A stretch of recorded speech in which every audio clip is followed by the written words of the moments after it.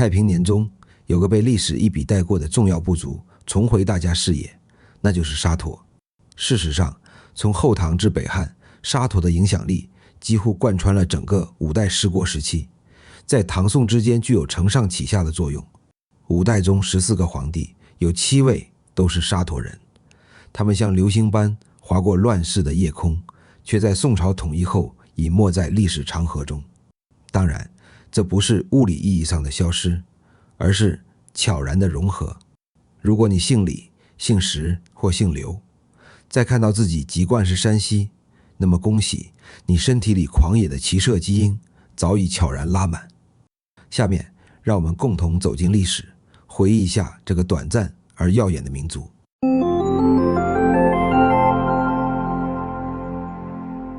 沙陀的发家史说的直白些，就是一部外地来的打工仔通过极致的本地化策略，最终实现反向收购本地龙头企业的魔幻现实主义大戏。五代中，后唐庄宗李存勖、后唐明宗李嗣源、闵皇帝李从厚都是沙陀人，只有末帝李从珂是汉人，因为他是养子。后晋高祖石敬瑭、后晋初帝石重贵、后汉高祖刘知远、后汉隐帝刘承佑，还有北汉皇帝刘崇都是沙陀人，甚至一度有野史传赵匡胤也是沙陀人，所以宋朝严格说也是沙陀王朝。当然这个肯定是不对的。赵匡胤的皇后，也就是孝章皇后宋氏，奶奶是李存勖的女儿后唐义宁公主，母亲是刘知远的女儿后汉永宁公主，他们都是实打实的沙陀人。至于赵匡胤，近代考古通过 DNA 分析属于春秋时期晋国贵族的后代，跟沙陀完全没有关系。而且我们研究历史时拿血统来定义王朝民族属性是不对的，因为那会搞成一笔糊涂账。比如隋朝和唐朝的王室都有鲜卑血统，又比如清朝的嘉庆皇帝，父亲乾隆是满蒙血统，母亲魏佳氏是台勒旗，本来是汉人。说起来，嘉庆的汉人血统占1/2，大于满族血统，我们肯定不能据此就说嘉庆是汉人皇帝，这是一个道理。沙陀人最早作为独立群体出现在史书中，大约是公元7世纪中叶，唐太宗贞观年间至唐高宗时期，隋文帝杨坚时期用离间计分裂了东西突厥后，西突厥由10个分支组成10姓集团，沙陀人属于其中的楚越部。之后随着部落首领的更替，诸爷逐渐演变为这个部落的标志性姓氏，并世代传承。他们生活在新疆天山山脉靠近准噶尔盆地的区域，周遭遍布广袤的沙漠，因此简单粗暴地起名为沙陀人，也叫沙陀突厥。我们都知道，突厥人在武力充沛的唐朝一直被压制得死死的，有事没事就被归拢一顿。唐太宗、唐高宗2代皇帝把突厥成建制的国家组织基本都消灭干净了。楚越部因为离中原较远，而且规模也小，没被唐朝当盘菜，反而幸免于难，躲过了灭族之灾。唐高宗李治在位期间，对西突厥发动了3次征讨。第一次是永徽2年，也就是公元651年，西突厥首领阿史那赫鲁趁唐太宗李世民去世，自立为沙波罗可汗，起兵反唐。唐高宗在次年派兵平叛，虽未消灭其主力，但首当其冲就是击败了沙陀人。沙陀人首领朱爷金山觉得突厥已是风中残烛，投降归顺于唐。此后设立了荆满和沙陀2州。唐朝在第2次征讨西突厥时，沙陀负责抵抗西边的吐蕃。公元657年，唐高宗显庆2年，唐朝军队第3次派大军平定西突厥。这次沙陀当起了带路党，帮助唐军彻底消灭了西突厥汗国，并擒获其首领阿史那赫鲁。唐高宗李治一高兴，赐朱爷金山为莫离军讨击使，从此算是有了正式编制。这是沙陀人登上历史舞台的起点。唐朝灭掉东西突厥后，在西北地区主要的威胁是吐蕃和回纥，被招安的沙陀地位其实很尴尬，他们在唐朝眼中的地位有点类似于雇佣军。唐朝想利用他们牵制吐蕃、回纥和党项，这几家则是见到联军就撤，唐军一走就轮番欺负落单的沙陀。沙陀没办法，只有在几十年间不断搬家躲避，一直迁到北庭，也就是今天的新疆吉木萨尔附近。702年，武则天在北庭设立都护府，封朱爷金山为金满洲都督。此后10余年，算是双方的蜜月期。沙陀向唐朝纳贡，唐朝增派兵力帮助沙陀抵御吐蕃的骚扰，大家有来有往。唐玄宗李隆基上位后，714年，朱爷金山带儿子朱爷辅国到长安祝贺。李隆基一听这孩子的名字，求生欲这么强，也感到很欣慰，不但重赏款待父子二人，还承诺他们爵位可以世袭。朱爷金山此时年事已高，长途奔波，水土不服，再加上喜讯的兴奋，大概是得了脑溢血或心梗，几天后就在长安生病去世了。李隆基直接让朱爷辅国继承了他的职位，此后又多次封赏赐爵。朱爷辅国死后，他的儿子朱爷古铎之仍然沿袭继承了父亲的官职，此后又被唐朝加任为回纥副都护，职责和管辖范围更进一步。755年底，安史之乱爆发，沙陀部作为唐朝的重要外援参与平叛。朱爷古铎之和儿子朱爷敬忠上阵父子兵，立下赫赫战功。朱爷敬忠被唐肃宗李亨封为金吾卫大将军，酒泉献功。但安史之乱大伤国运，此后唐朝的力量日渐衰微，原来被长期压制的很多部落再度崛起。回纥统一了整个漠北地区，建立了回纥汗国，史料中也叫回鹘汗国。吐蕃则趁机占据了河西走廊，堵住沙陀与唐朝之间联络的通道。被孤立在外的沙陀和契丹都生活在回纥汗国的势力范围内，日子非常难过。期间数次偷派使者前往长安，控诉回纥对自己部族的横征暴敛，但此时唐朝元气大伤，老实说真不一定打得过兵强马壮的回纥，所以也是爱莫能助。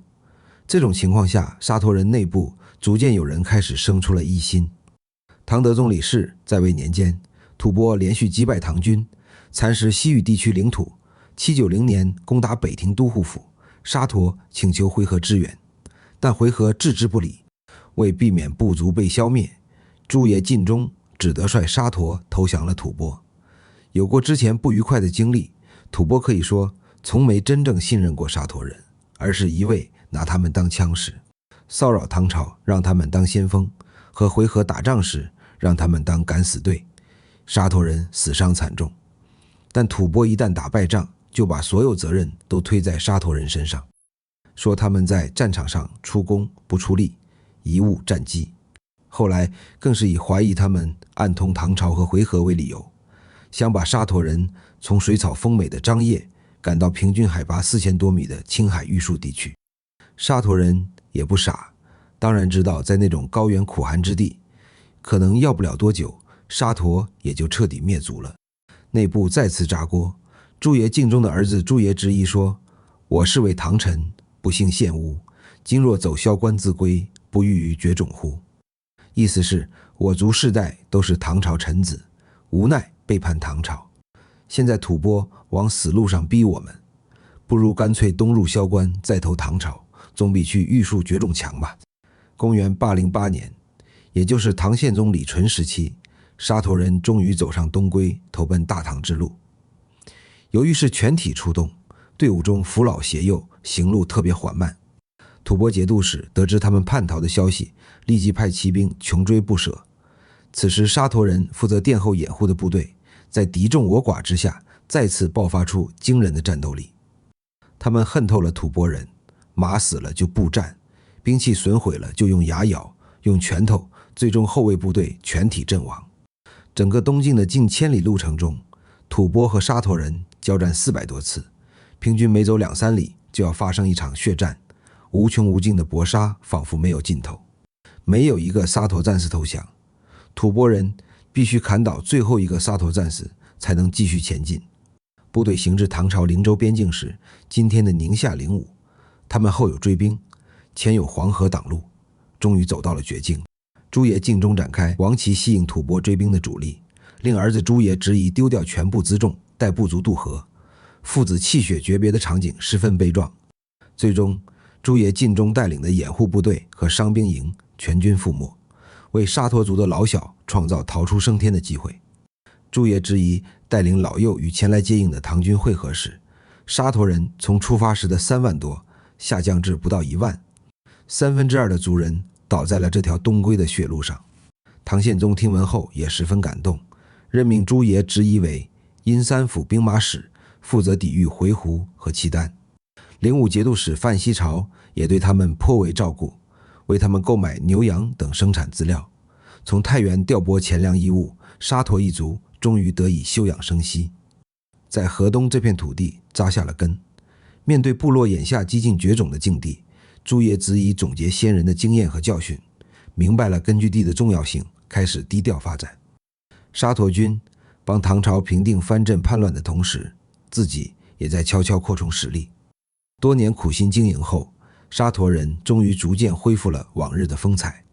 但心里时刻没忘吐蕃对自己部族的凌辱与仇恨。时间来到唐武宗李炎时期，842年，纵横200余年的吐蕃王朝轰然崩塌，内部军阀开始长达20多年的自相残杀。其中一股军阀想攻占唐朝境内的延州作为根据地，也就是今天的陕西定边。这一决策使他们直接撞到枪口上。此时沙陀首领已是朱爷执意的儿子朱爷赤心，听说他要去杀吐蕃人，报昔日血仇，部族中一呼百应，杀得吐蕃尸横遍野。一雪前仇之后，沙陀人终于扬眉吐气。此后与党项、回鹘、吐蕃的战斗中勇猛无匹。朱爷赤心后期因镇压庞勋起义有功，被唐懿宗李璀赐予唐朝国姓，李更名为李国昌。他的儿子便是5代十国时期占据河东与后梁皇帝朱温对峙的李克用。李克用15岁就跟随父亲在外出征，骁勇善战。唐朝末年，黄巢起义爆发，李克用所率3万骑兵部队，因为所用的反曲弓比传统弓箭射程多了近1/3，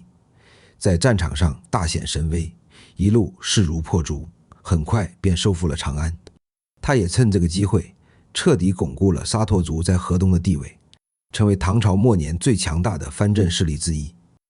朱温篡唐后，与李克用之间的战斗持续多年。李克用在期间染病，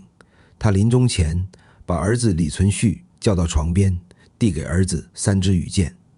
这当然不是什么3支箭合在一起不易折断的团结戏码，而是告诉李存勖，这3支箭，一是打败朱温，二是消灭幽州的刘仁恭，三是继续抵御契丹。李存勖不负父亲众望，消灭了刘仁恭，灭掉后梁，建立后唐。之后的几位沙陀皇帝在之前的视频中已经介绍，在此不再赘述。沙陀部族自归附唐朝开始就以勇敢著称，在战争中几乎都在承担最危险的任务。5代十国时期，连年战争使沙陀部族的男性几乎损失殆尽。进入中原后，缺乏稳定的人口补充机制，换句话说，就是纯血的沙陀人越打越少，无以为继。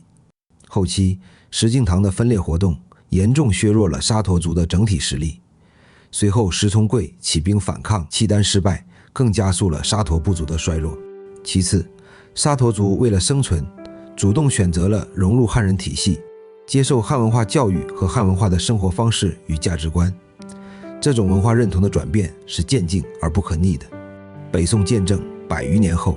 沙陀人通过通婚、改姓方式完全融合进汉人的大家庭，他们的骁勇也渐渐被北宋相对温和的制度磨平。宋朝初期还能见到一些官员的祖先是沙陀人，但到了宋朝中期，相关的记载已经逐渐消失了。沙陀人的存在虽然短暂，但在历史中的推波助澜却使他们成为一股不能忘却的力量。他们消亡的本质不是彻底消失，而是融入了更广的文明体系。想来这也是中华民族的伟大之处。历史上虽然曾数次被占领、被统治，但这些占领者和统治者最终反而都成为了中华民族的一员。